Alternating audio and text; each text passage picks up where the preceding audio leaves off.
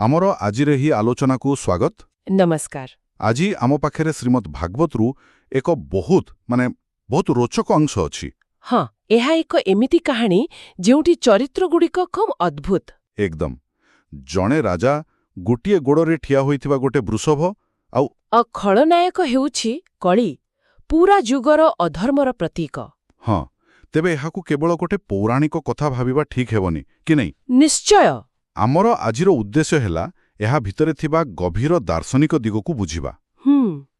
एई ग्रंथ नैतिकतार अवक्षयकु केमिति देखुछि आउ भल मंद लड़ाईरे एहा किछि अलगा कथा कहूछि कि? आपण एकदम ठीक कथा उठेइछंती। देखंतु कहानीर आरंभ ही बहुत नाटकीय। अच्छा। जणे धार्मिक राजा परीक्षित निज राज्ୟରେ बुलुछंती आउ एक अविश्वसनीय दृश्य देखुछंती। से वृषभर दृश्यटा? हाँ, गोटिए वृषभ दुखरे छटपट हेउछि आउ केवल गोटिए गोड़रे छिया होइछि। एइठु ही आमर आलोचना आरंभ हेउछि, कारण एहा खाली गोटिए पशुर दुर्दशा नुहे ना, एहा ताठु बहुत बेसी। एहा पूरा समाजर नैतिक स्थितिर एक शक्तिशाली रूपक। ठीक, तेबे चालंतु एई रूपककु टिके भलरे बुझेबा।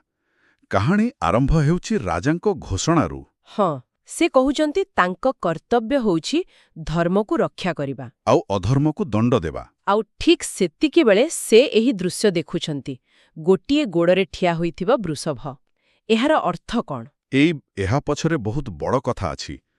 एही वृषभ हेउचंती स्वयं धर्म। अच्छा। आउ तांकर चारिपाद हेउछि सत्यजुगरे धर्मर चारिटा स्तंभ। तप, शौच, दया आउ सत्य। ठीक तो एकदम। किंतु कहानी जेउ समयर माने कलिजुगर आरंभरे सेतेबेलकु तीनोटी स्तंभ भांगी सारिछि। ओहो, ग्रंथरे सीधा सीधा लेखा अछि, तपकु गर्भनाश कला, शौचकु संग संहारिला, दया हरिला मद बळे। वाह, एटा बहुत गभीर कथा।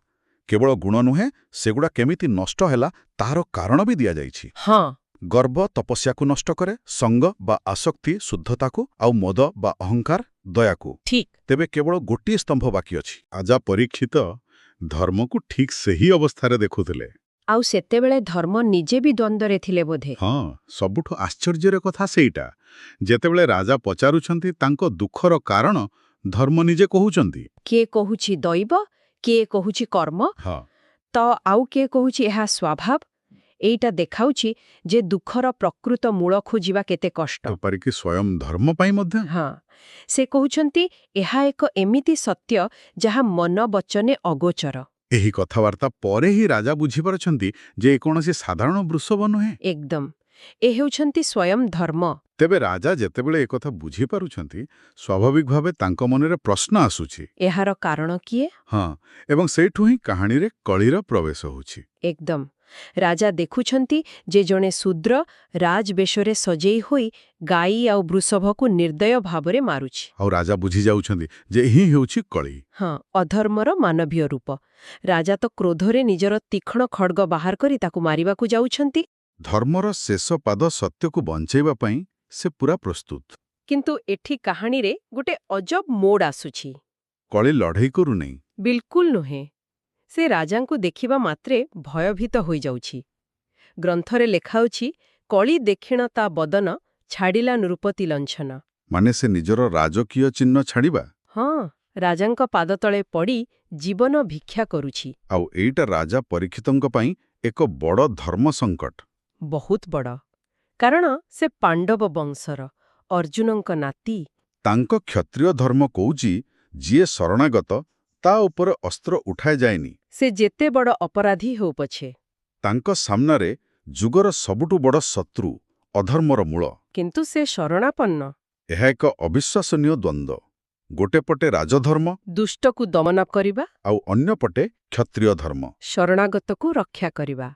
एया ही कहानीर केंद्रबिंदु। तेबे राजा कोन करूछंती? से कळीकु मारिबा बदଳରେ ता पई गोटे स्थान खोजिबाकु बाध्य हेउछंती। अच्छा। हाँ, आउ एही समाधान ही ए कहानीर सबुठु बड़ शिक्षा। से ताकु निज राज्यनु बाहरे जिबाकु कहउछंती। किंतु कळी कहूछि, पूरा पृथ्वीता आपणकर राज्य, मु जिबि कुआडे?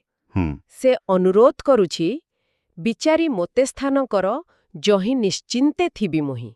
एहा परे राजा बाध्य होई ताकु किछि निर्दिष्ट स्थान दउछंती। हाँ, जोठी अधर्म स्वाभाविक भागरे रही थाए, ଏହା ମନ୍ଦକୁ ବିନାଶ କରିବା ପରିବର୍ତ୍ତେ ତାକୁ ଚିହ୍ନଟ କରି ନିୟନ୍ତ୍ରଣ କରିବାର ଗୋଟିଏ ରଣନୀତି। ବହୁତ ଭଲ କଥା। ଚାଲନ୍ତୁ ଏହି ସ୍ଥାନଗୁଡ଼ିକ ଉପରେ ଟିକେ ବିସ୍ତୃତ ଭାବେ ଆଲୋଚନା କରିବା। ନିଶ୍ଚୟ। କାରଣ ମୋତେ ଲାଗୁଛି ଏହା ହିଁ କଳିଯୁଗର ଏକ କ'ଣ କହନ୍ତି ମନସ୍ତାତ୍ତ୍ୱିକ ମାନଚିତ୍ର। ରାଜା ପ୍ରଥମେ 4ଟା ସ୍ଥାନ ଦେଉଛନ୍ତି। ହଁ, ଯାହାକୁ ଗ୍ରନ୍ଥରେ କୁହାଯାଇଛି ନିତ୍ୟ ଅଧର୍ମ ଜହିମେଳା। ପ୍ରଥମ ସ୍ଥାନଟା କ'ଣ ଥିଲା? ପ୍ରଥମ ସ୍ଥାନଟି ହେଲା ଦ୍ୟୁତ, ମାନେ ଜୁଆ ଖେଳ। ହଁ, ଯେମିତି ମହାଭାରତର ମୂଳ କାରଣ ଥିଲା। ଏକଦମ। କଥାଟା ଖାଲି ଟଙ୍କା ହାରିବା ଜିତିବା ନୁହେଁ, ଏହା ପଛର ମନୋବିଜ୍ଞାନ ହେଲା ପରିଶ୍ରମ ନ କରି ଭାଗ୍ୟ ଉପରେ ନିର୍ଭର କରିବା। ଯାହା ମିଛ, ଛଳନା ଆଉ ଲୋଭକୁ ଜନ୍ମ ଦିଏ। ଠିକ୍ କହିଲେ। ଆଉ ଦ୍ୱିତୀୟ ସ୍ଥାନଟି ଥିଲା କାମିନୀ। ଏହାର ଅର୍ଥ କ'ଣ? କେବଳ କାମୁକତା? ମୋତେ ଲାଗୁଛି ଏହାର ଅର୍ଥ ଆହୁରି ବ୍ୟାପକ। ଏହା କେବଳ ଶାରୀରିକ କାମକତା ନୁହେଁ। ମାନେ ଅତ୍ୟଧିକ ଆସକ୍ତି? ହଁ, ଅବସେସନ୍। ଯେତେବେଳେ କୌଣସି ବ୍ୟକ୍ତି ବା ବସ୍ତୁ ପ୍ରତି ଆସକ୍ତି ଏତେ ବଢ଼ିଯାଏ ଯେ ତାହା ବିବେକକୁ ନଷ୍ଟ କରିଦିଏ। ବୁଝିଲି। ସେଠି ଅଧର୍ମ ବାସ କରେ। ଏଇଟା ତ ଶୌଚ ବା ଶୁଦ୍ଧତାକୁ ନଷ୍ଟ କରୁଥିବା ସଙ୍ଗ ସହିତ ସିଧା ଜଡ଼ିତ। ଏକଦମ। ଠିକ୍। ତୃତୀୟ ସ୍ଥାନ ହେଲା ମଦ୍ୟପାନ ବା ନିଶା ସେବନ। ଏଇଟା ତ ସ୍ପଷ୍ଟ। ହଁ, କାରଣ ନିଶା ମଣିଷର ବିଚାର ଶକ୍ତିକୁ ନଷ୍ଟ କରିଦିଏ। କିନ୍ତୁ ମଦ ଶବ୍ଦର ଆଉ ଗୋଟେ ଅର୍ଥ ବି ଅଛି। କ'ଣ? ଅହଙ୍କାର ବା ଗର୍ବ। ଆଚ୍ଛା। ଯେମିତି ନିଶା ମଣିଷକୁ ଭୁଲ ଠିକ୍ ବାଛିବାରେ ଅକ୍ଷମ କରେ, ସେମିତି ଅହଙ୍କାର ବି ମଣିଷକୁ ଅନ୍ଧ କରିଦିଏ।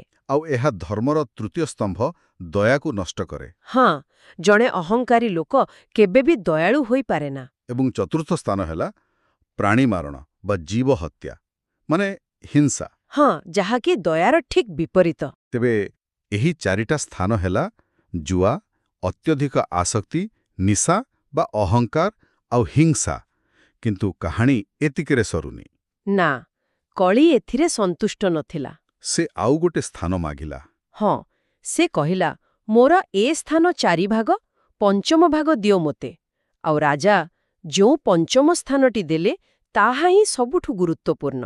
ଆଉ ଆଶ୍ଚର୍ଯ୍ୟଜନକ ମଧ୍ୟ, ସେହି ସ୍ଥାନଟି ହେଲା ସୁବର୍ଣ୍ଣ ବା ସୁନା। ହଁ, ସୁନା। ଏଇଠି କଥାଟା ଟିକେ ଜଟିଳ ଲାଗୁଛି। ବାକି 4ଟା ତ କର୍ମ ବା ଅଭ୍ୟାସ। କିନ୍ତୁ ସୁନା ତ ଗୋଟେ ବସ୍ତୁ। ଏକ ନିର୍ଜୀବ ବସ୍ତୁ କେମିତି ଅଧର୍ମର ଘର ହୋଇପାରିବ? ଏହା ଏକ ଚମତ୍କାର ପ୍ରଶ୍ନ, ଆଉ ଗ୍ରନ୍ଥ ଏହାର ଉତ୍ତର ବି ଦେଉଛି। ଆଚ୍ଛା। କୁହାଯାଇଛି ସୁବର୍ଣ୍ଣ ମଧ୍ୟ ରିପୁଗଣ, ଅର୍ଥାତ୍ ସୁନା ଭିତରେ ଧର୍ମର ସବୁ ଶତ୍ରୁ ଏକାଠି ବାସ କରନ୍ତି। ମାନେ ମିଛ, ଅହଙ୍କାର? ହଁ, ମିଥ୍ୟା, ମଦ, କାମ ଆଉ ଶତ୍ରୁତା। ସୁନା ଏକ ଏମିତି କେନ୍ଦ୍ରବିନ୍ଦୁ ଯାହା ଅନ୍ୟ 4ଟି ଅଧର୍ମକୁ ଆକର୍ଷିତ କରେ। ଓହୋ, ତାମାନେ ସୁନା ପାଇବାର ଲୋଭରେ ମଣିଷ ଜୁଆ ଖେଳେ, ହିଂସା କରେ, ମିଛ କୁହେ, ଅହଙ୍କାରୀ ହୋଇଯାଏ। ବୁଝିଲି। ଏହା ହେଉଛି ସେଇ ଚୁମ୍ବକ ଯାହା ବାକି ସବୁ ନକାରାତ୍ମକତାକୁ ଟାଣି ଆଣେ। ଏହା ଖାଲି ଗୋଟେ ଧାତୁ ନୁହେଁ। ଏହା ଅସୀମିତ ଧନ ଆଉ ଭୌତିକବାଦର ପ୍ରତୀକ, ସମ୍ପୂର୍ଣ୍ଣ ଭାବେ। ତେବେ ଏହା ପରେ କ'ଣ ହେଲା? ରାଜା କଳିକୁ ଏଇ ସ୍ଥାନଗୁଡ଼ିକ ଦେଇଦେଲେ। ତାପରେ? ଏହାପରେ ରାଜା ଧର୍ମରୂପୀ ବୃଷଭର ଭାଙ୍ଗିଯାଇଥିବା 3ଟା ପାଦକୁ, ମାନେ ତପ, ଶୌଚ ଆଉ ଦୟାକୁ ପୁଣିଥରେ ସ୍ଥାପିତ କଲେ। ଧର୍ମର ଶାସନକୁ ପୁଣି ଦୃଢ଼ କଲେ। ହଁ, ଗ୍ରନ୍ଥରେ ସ୍ପଷ୍ଟ ଲେଖା ଅଛି, ସେ ରାଜା ଯେତେଦିନ ଥିଲା, ସଂସାରେ କଳି ନ ପଶିଲା। ଏହାର ଅର୍ଥ, ଯେପର୍ଯ୍ୟନ୍ତ ଜଣେ ଧାର୍ମିକ ଆଉ ଶକ୍ତିଶାଳୀ ଶାସକ ଥାଏ, ହଁ, ସେ ପର୍ଯ୍ୟନ୍ତ ସମାଜରେ ଅଧର୍ମ ନିୟନ୍ତ୍ରଣରେ ରହିଥାଏ। କିନ୍ତୁ ଏହି ସ୍ଥିତି ସବୁଦିନ ପାଇଁ ରହିଲାନି ନା? ନା, ରହିଲାନି। କାହାଣୀର ଶେଷରେ ରାଜା ପରୀକ୍ଷିତଙ୍କର ମୃତ୍ୟୁ ହେଉଛି। ହଁ, ଗୋଟିଏ ବ୍ରାହ୍ମଣଙ୍କ ଅଭିଶାପ ଯୋଗୁଁ ତକ୍ଷକ ସାପ କାମୁଡ଼ିବାର। ଆଉ ତାଙ୍କର ମୃତ୍ୟୁ ପରେ ହିଁ କଳିର ପ୍ରଭାବ ପୁରା ପୃଥିବୀରେ ବ୍ୟାପି ଯାଉଛି। ହଁ, ଏଇଟା ସୂଚାଉଛି ଯେ ଧର୍ମକୁ ବଞ୍ଚାଇ ରଖିବା ଗୋଟେ ନିରନ୍ତର ପ୍ରକ୍ରିୟା। ଏହା କୌଣସି ସ୍ଥାୟୀ ବିଜୟ ନୁହେଁ। ଯେତେବେଳେ ଧାର୍ମିକ ନେତୃତ୍ୱ ହଟିଯାଏ, ସେତେବେଳେ କଳି ପାଇଁ ରାସ୍ତା ଖୋଲିଯାଏ। ଏକଦମ। ଏହି କାହାଣୀଟି ଏକ ଚେତାବନୀ ମଧ୍ୟ ଦିଏ। ଗ୍ରନ୍ଥ କହୁଛି, ଏଣୁ ଏମାନଙ୍କୁ ସେବନ ନ କରେ ବିଜ୍ଞ ଯେଉଁ ଜନା। ଅର୍ଥାତ୍ ଯେଉଁ ବୁଦ୍ଧିମାନ ଲୋକ ଧର୍ମକୁ ବଜାୟ ରଖିବାକୁ ଚାହାନ୍ତି, ସେମାନେ ଏହି 5ଟି ବିଷୟରୁ ଦୂରେଇ ରହିବା ଉଚିତ। ହଁ, ସଚେତନ ଭାବେ ଦୂରେଇ ରହିବା ଉଚିତ। ତେବେ ଏହି ପୂରା ଆଲୋଚନାରୁ ମୁଖ୍ୟ ଶିକ୍ଷା କ'ଣ ମିଳିଲା? ମୋତେ ଲାଗୁଛି ସବୁଠୁ ବଡ଼ କଥା ହେଲା, ଏହି ଗ୍ରନ୍ଥ ମନ୍ଦକୁ ସମ୍ପୂର୍ଣ୍ଣ ବିନାଶ କରିବାର କୌଣସି ଅବାସ୍ତବ ଆଦର୍ଶ ଦେଉନାହିଁ।